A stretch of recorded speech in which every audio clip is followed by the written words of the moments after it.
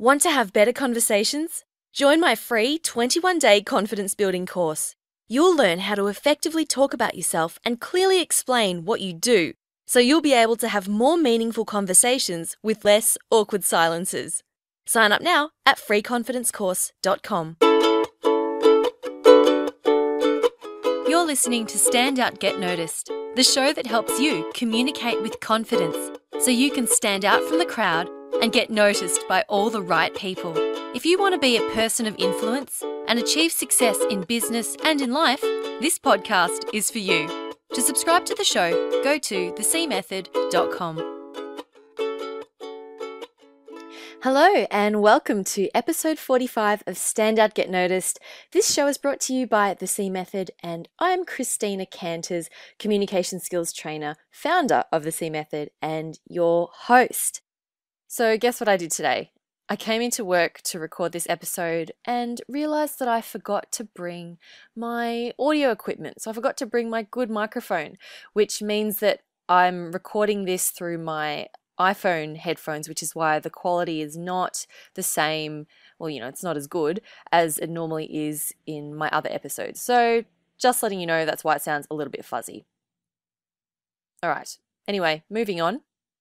I'm very excited to be speaking with Wendy Grenfell, and she's the founder and the CEO of Elgin Hall, a business school with a finishing school philosophy. And I was really excited to talk to Wendy because she helps high-level professionals go from 80% of their capabilities to 100%, much like a coach takes talented athletes to the elite level. Pretty cool, right? So we talk about communication, how to communicate well as a leader, why successful individuals stop at 80%, and how to push through and live in that top 20% to really function at a higher level. It's really, really interesting stuff. You can find show notes for this episode at thecmethod.com/Wendy.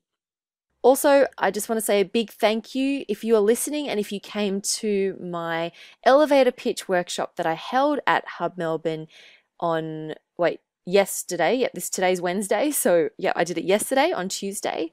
It was so much fun. We had a packed room. There was 40 people there, and I went through with everyone how to create a really strong elevator pitch that you can use when you're talking about yourself in networking situations, in social situations, and basically whenever someone asks you what you do. I had a really, really good time, and the feedback that I've had so far from the workshop has been excellent. So I thank you if you're listening now and you came along. Thank you so much. If you missed the last episode and you want to learn more about how to be confident when speaking about yourself, check out the episode number 44. It's called Why You Need to Suck Less at Explaining What You Do, and you can find that at thecmethod.com/suckless. All right, let's get to the interview with the lovely Wendy Grenfell. Thank you so much for joining me. I really appreciate it. No, my pleasure.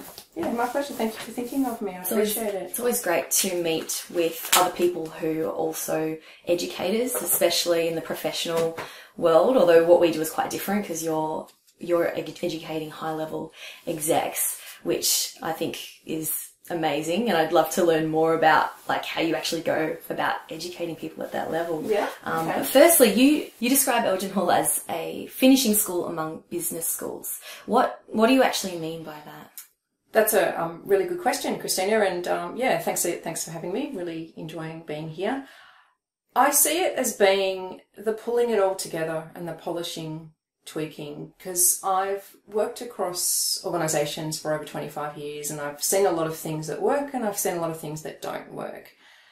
And so as you start to become more seasoned in organisations, you start to really, or I do in particular, really think deeply about what's working and what's not working. And what I was finding is that there are a lot of great programs, training programs out there for exceptional professionals, really talented professionals, but most of them stop at 80%, and most of the talented professionals stop at 80%. So what I mean by that is a talented person might enroll in an MBA, they might go through a curriculum in their own internal business school. They're all great programs, but they don't take them forward to operate as polished, high-performing people in that top 20% zone. And what I'm finding too is the more development that people do, the more piecemeal it becomes. There's nothing that really pulls it all together. And I like the finishing school concept because if you think of a finishing school, you probably think of a Swiss finishing school, young ladies at 17 or 18. But if we are to think about that more widely, what are they doing? They are enrolling to pull it all together, to use what they've learned, all of their nuts and bolts education prior to that, to pull it all together to be really high-performing young ladies that can go out in the world and marry great people or do great things. I still think we need that. You know, I actually I did a makeup course the other week because I love learning different things. I thought, this looks cool. And a lot of the girls there were saying, you know, I never learnt this in school. My mum never taught me. And this is a life skill that you need. And I think that, and even things like communication, how do you write emails? How do you, you know, from everything from your physical presentation to your verbal communication. Like, I think everyone needs that sort of finishing totally education. Totally agree with you. I mean, we laugh about the book on the head and walking down the aisle thing, but perception is everything, and it's about brand. And in business and when we work for organisations, people are judging us within microseconds every time we walk through a door. So how we look and act and grow in our outer skin is just as important as our inner skin. So although I don't have any of that stuff in my finishing school programs, I'm certainly not averse to it. You know, we certainly do talk about brand and the importance of brand, and but I don't go into the nitty gritty. I leave that for the stars. Yeah, the isn't there a famous June Deli Watkins finishing school still going since 1950 something? Oh, I don't know. I think it's based in Melbourne. So that's me. I work at that top zone. I work in tweaking, polishing, pulling it all together. Also, powerfully, it really is about holistic education. And that's my observation too, that most of the programs out there are all great. Everybody's running around attempting to keep them modern and help skill people up in the modern world of work. But they're not necessarily looking at that from a holistic point of view. And what I mean by that is if you don't look at your inner game and what's going on inside, then you will stop at 80%. You will continue to sabotage. You will continue to not know what your blind spots are, the things that are continue to trip you up, and you won't go any further. So an important component of our programs, my programs, is the inner game. So not only can we go into that a little bit deeper? Yeah, love to. So It's my favourite thing. Oh, okay. Let's talk about that. I want to learn more about this. So inner game. What is that? So inner game is all that unconscious stuff, all of the programming and the patterning, the experiences, the trauma, even the happy times that you've had as you've evolved. And they're sitting in there in the unconscious, and your unconscious is daily giving you messages, usually things that don't serve you rather than things that are serving you. And they're the things that are stopping you. For one example would be you think you're not worthy, you think you're not good enough, you think you might have come from an impoverished background, and unconsciously your message is, I'm not as good as those other people that I'm working with or I'm trying to sell to or I'm taking direction from in a workplace. That's one example. But we don't see those things. They are blind spots. It's the hidden stuff because our psyche's not necessarily prepared. So I very respectfully and very carefully, through my development programs, which is training as well as coaching, there's a component of one-to-one coaching where we look at that stuff, and it's simple questions, but it's powerful questions. I might say to a client, what is it you don't see? What is it that you're not seeing at the moment that is tripping you up and continues to trip you up? And normally, rightfully so, they'll say, I don't know. If you did know, what would that look like? I don't know. Okay, let's pull it out then. And I love this one because this is normally when the aha moments happen. If I was to, you or I were to go downside into your head and right down to your stomach and pull that thing out that you don't know about and don't see, and pull it out and look at it in front of you. What is it? What does it look like? What's it saying? What's it feel like? That is when it's normally an aha moment where they see it. Wow. For the first time. Do you get them to personify that thing? Like maybe from someone in their life who's been affecting them. Yeah, I know, like a parent or something like that. That can come up, and that can come up then, or it can come up afterwards when I might say something like, what is that regular voice in the head? And who does it sound like? Oh, it sounds like my mother, or it sounds like my father, or it sounds like my uncle. And I totally agree. That's powerful as well. And so we put things in place to change it, because once you've got that awareness, it's hard to not have that awareness again. And that's when we, once again, respectfully do things to really move that on and put other things in place to really develop them and take them further. That, I would say, if I was going to do one thing in my programs, for example, if somebody came along and said you can't run your curriculum, but you can choose one thing that you can take and continue to use with people, that is the thing that I would take. I guess that's the first step, isn't it? Just being aware of those blocks and barriers that are holding you back, and then being able to like reprogram that and break through. Absolutely. And the thing is, I talk about this in my programs as well, but talented professionals, exceptional professionals are not unlike elite athletes. Elite athletes, they get to 80% good in their professional career, in their sporting career, and then they hit that wall.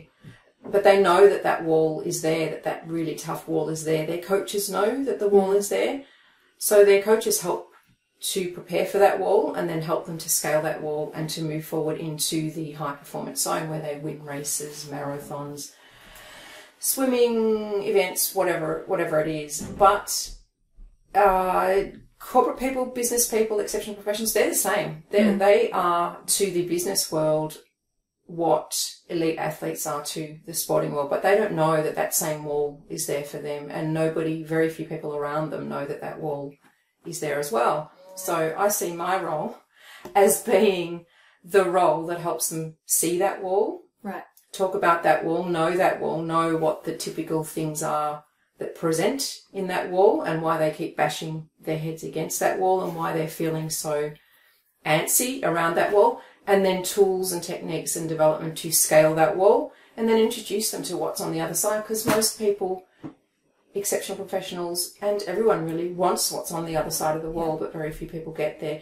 Very few people get to even that 80% zone. Mr. and Mrs. Average sit at about 20 to 50%, so they don't really know that angst and that hurt and that pain, and they're not necessarily hitting that 80% wall, which really hurts. That's why I like working with exceptional professionals as well, because it is challenging, but when they get to the other side, they become exemplars of the community. All of a sudden, they're less stressed, they're earning more money, they've got more family time, they can contribute to society a lot more. And they're also the people that can change workplaces as well, that can really go in and clean up workplaces then, because they become true models of, I guess, heart-centered leadership and everything that goes along with that. Going back to that 80%, like that 80% wall, how do you know that you've actually hit that wall? So if someone's at 20 to 50 and they're feeling, I don't know, anxious or stressed, what's the difference between that sort of stress and then the 80% wall stress? Yeah, great question. Really great question. I'd say it would be in its intensity. Often we have the same symptoms at something like a 50% wall, but we plod along and it's not quite the same, and it's not necessarily a huge barrier.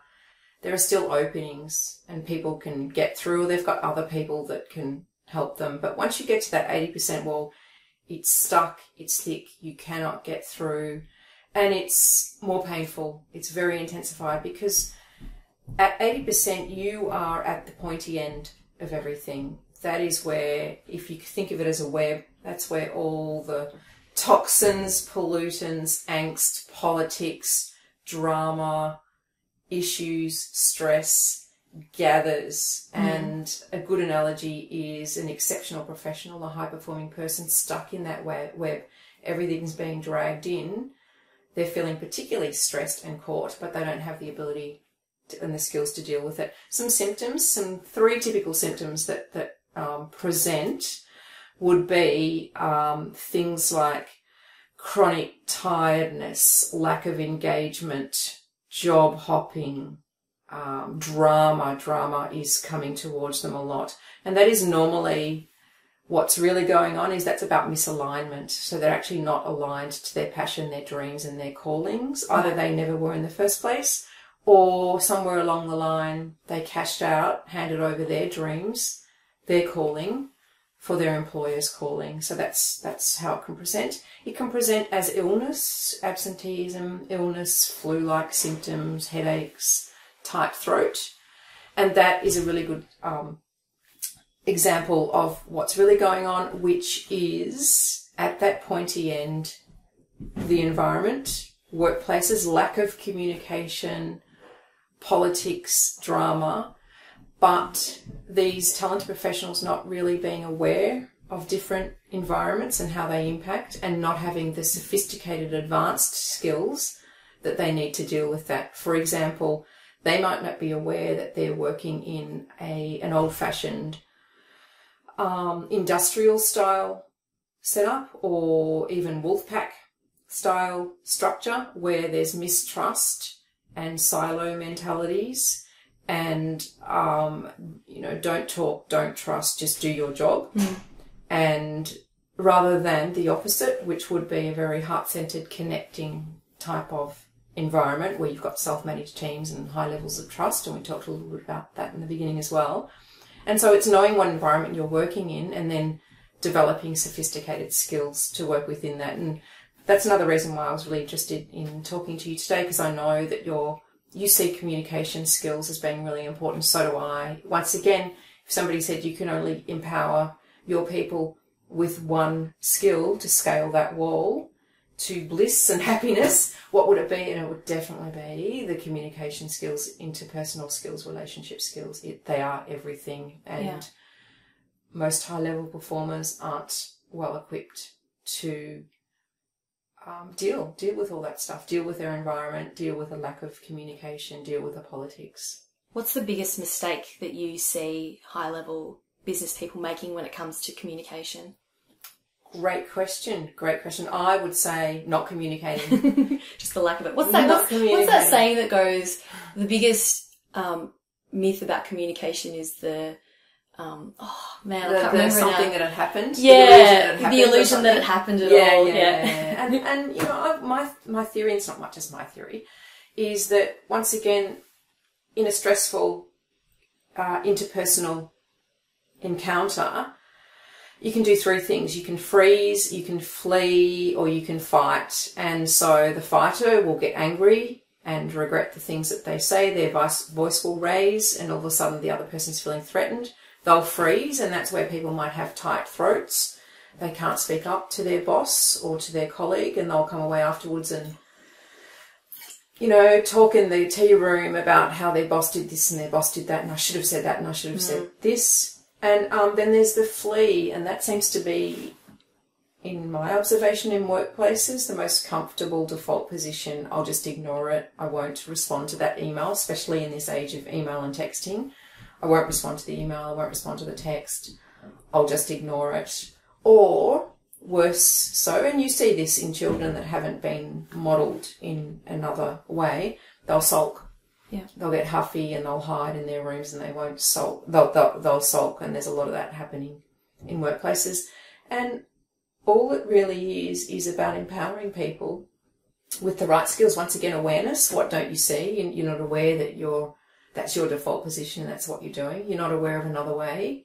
And here are the tools for working within difficult, emotionally charged situations. And of course, here we're not just talking about business, we're talking about life. We are talking about parent-child relationships. We are talking about love partner relationships, etc., friends, So I'd say the best piece of training I ever did was the Thomas Gordon model. I enrolled in it when my children were young, and it was just a program in the best communication skills. At the time, I did it to raise happy, well-adjusted children, but I did not realise that it was going to have huge ramifications for every area in my life and end up being one of my strongest things when I work in organisations, using those same skills.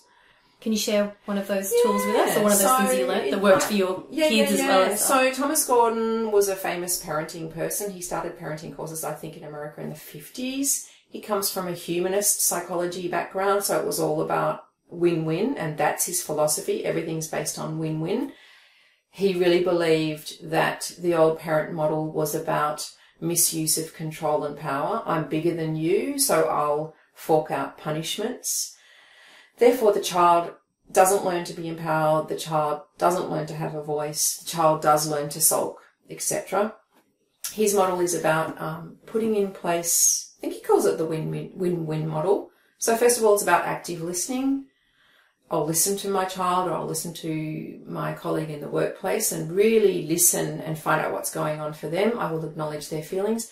So you're feeling really frustrated now because you spent 3 months working on that project and it got kicked into the long grass. My gosh, you must be feeling really disheartened and really hurt.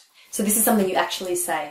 So if they look like they're feeling frustrated, or they're saying, I feel frustrated, you then say to them, I understand you're feeling frustrated because you've gone through X, Y, Z.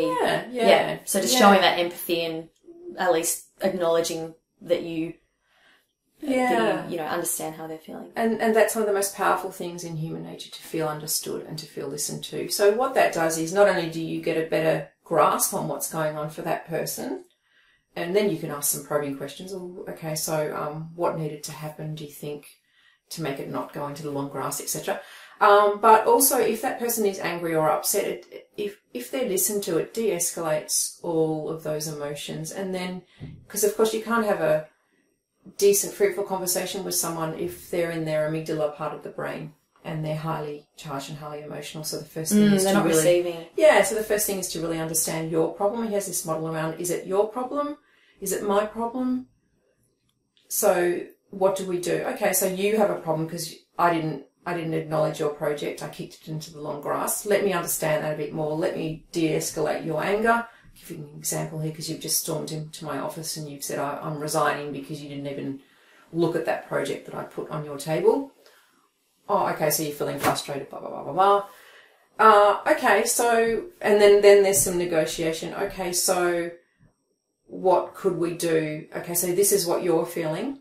And then it switches backwards and forwards, but I'm feeling a little bit, misunderstood, or a little bit stuck because my boss didn't want to look at it. So, but then from that space of respect and two-way communication and trust and hearing, you can both then move forward. I call it a model, but then it just becomes real life skills. You can move through how to problem solve and come up with some ideas on how to get that project heard, how to help. So all of a sudden the other person's willing to help me with my problem around feeling stuck with my boss because my boss doesn't want to look at it, etc.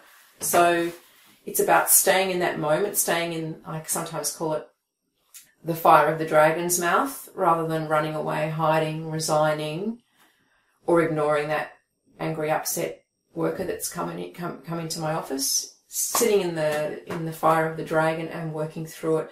But of course, if you haven't been skilled up, if you don't have appropriate skills, of course you're going to fumble, or of course you're going to want to ignore it and not do it. So communication, really at the end of the day, is about skills and development, like every other area. We tend to think that it's something nebulous that we can't learn, but it's not at all. And you would know that. That's why you're doing the work that you're doing every day, and that's why you're so passionate about it, because you're like me, you know the importance of it. Going back to how I first used this model, I think I first enrolled, my youngest was only like 3 months old, and we sat in the room and the facilitator said, this program will change your life, but you will find in a few years' time that people will come up to you in the street and say, what are you doing differently? How come your children are so lovely? They're just exemplar citizens. They're amazing. I want your children over at my house playing with my kids every day. Tell me what your secret is. And I laughed and thought, oh, don't be ridiculous. But that is exactly what happens now. My oldest is 20. My son is 17. It's exactly what happens now. People are still tapping me on the shoulder and saying exactly that. And, you know, yes, he's welcome at my place. He's a great role model for my son, or, you know, teachers as well. Yeah. And they end up being high achieving children, not driven by external stuff, do your homework, or, you know, you can't go out tonight, but internally driven. Their locus of control is internally as well. Just before coming here, I was having a conversation with my 17-year-old son. He was going off to have a very hairy conversation with someone, and he just wanted some ideas. He said, this is what I think I would like to say. This is what I really want to get across. What do you think? He didn't need my advice. He's been growing up with this model since he was a baby. So he had it all there. He had that internal locus of control. He had those skills and abilities. That's incredible. Yeah. And the fact that he's willing and open to say, this is the conversation I want to have, and actually being open to discuss how he's going to communicate that, because a lot of people don't know how to do that, or they don't want to, or they think it's showing too much vulnerability, right? Absolutely. And without wanting to divulge anything personal, because I respect his privacy, the person on the other end of this conversation didn't want to have this conversation, just wanted to kind of put a one-liner out on Facebook and leave it. And he said, no, I think it's important for us to meet, do it face-to-face, have a half an hour chat, close off properly. Ideal. That's what you want in every workplace too. You don't want that random email that comes out, or that random text, or in any relationship in life. You need to sit and talk, and because it's so easy to misconstrue emails and text messages. Absolutely. Because people sit there and just analyze it and go, what do you think they mean by that? Absolutely. Why is there a full stop there? What you know? and it just gets more and more complicated. Yeah. Absolutely. I think having you know, Tim Ferriss says, you know, a person's success can be measured by the number of uncomfortable conversations they're willing to have. I truly believe in that, and he talks about deliberately going out of your way to have uncomfortable conversations with people. So, Perfect. for example, Love it. Talking to a random person on the street, even that's uncomfortable. Or going into a shop and buying a bottle of water and saying, "Can you give me 50 cents off?" Or like, "I've only got $1. Can you?" Like, and even knowing that you're going to get rejected, or having someone saying, "No, you can't do that." But even just forcing yourself to do that, to then realize that, oh, that wasn't too bad. Yeah. So for your son to go and have this uncomfortable conversation, that's giving him that practice to then be able to go and do that in other situations, like when he's at work or at school or whatever. Absolutely. And it gives him an opportunity to know what's really going on for that other person, vice versa. Lessons on both sides. If you don't have that uncomfortable conversation, or you don't have the skills to be able to have that uncomfortable conversation so it can be comfortable, then there are valuable lessons lost. I love that Tim Ferriss thing about going asking if you can have a discount. I did the T. Harv Eker entrepreneur program, and we had to do the same thing. We sat at the exhibition centre in a classroom, then we had to go out for lunch around the food court area and ask for discounts on lunch or clothing or coffee. And I remember going up and saying to the cappuccino man, "Oh, wow, your coffee's $4.50. Can I have it for $3.50?" And he said, "Sure." Just like that. I was like, oh my God. Wow. There you go. Those wonderful business skills, communication skills, we can apply them everywhere. Yeah, absolutely.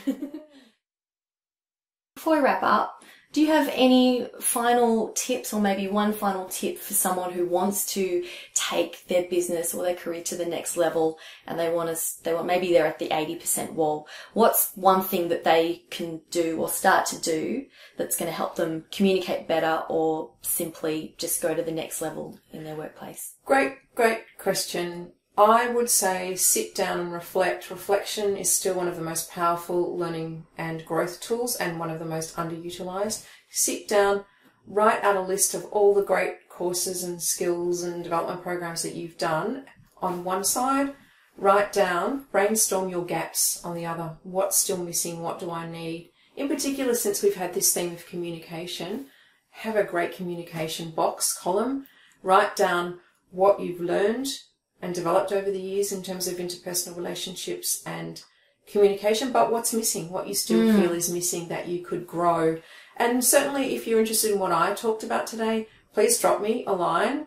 I think my details are going to be on the bottom of this. Yeah, sure. I'll put them in the show notes. But share your site and the best. Just drop me a line at Wendy A at Elgin Hall, ELGINHALL.com.au.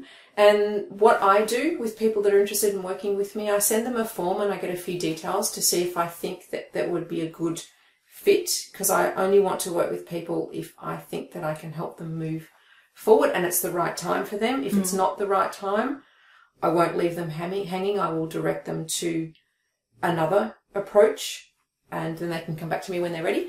And so then from that form, if we think that there's a good vibe happening there, I'll then invite them to do a Skype call with me and we can really look at what's going on and perhaps where their gaps are and whether they could benefit from enrolling in my 6-month program. That's my big bandwagon at the moment and the thing that I focus on, my 6-month Ultimate Edge development program, which really is about helping people scale that wall and work in that top 20% zone. So thanks, Christine, for having me. I always love to talk about communication and my finishing school approach, but because it's your thing today, your baby, I've been very energized and I've had a great time. So thank you very much. Excellent. Thank you so much for being here and joining me. It's been great. Good. No worries. Take care. Thank you so much again to Wendy Grenfell from Elgin Hall for being my very special guest this week. You can find her at elginhall.com.au and I'll put links to where you can contact Wendy in the show notes at thecmethod.com/Wendy. All right, and that brings us to the end of this episode. Thank you so much for tuning in. I really appreciate you joining me, spending some time with me today. I'll see you next week for another episode. Keep on being awesome, yeah? My name's Christina Canters, and this has been Stand Out, Get Noticed.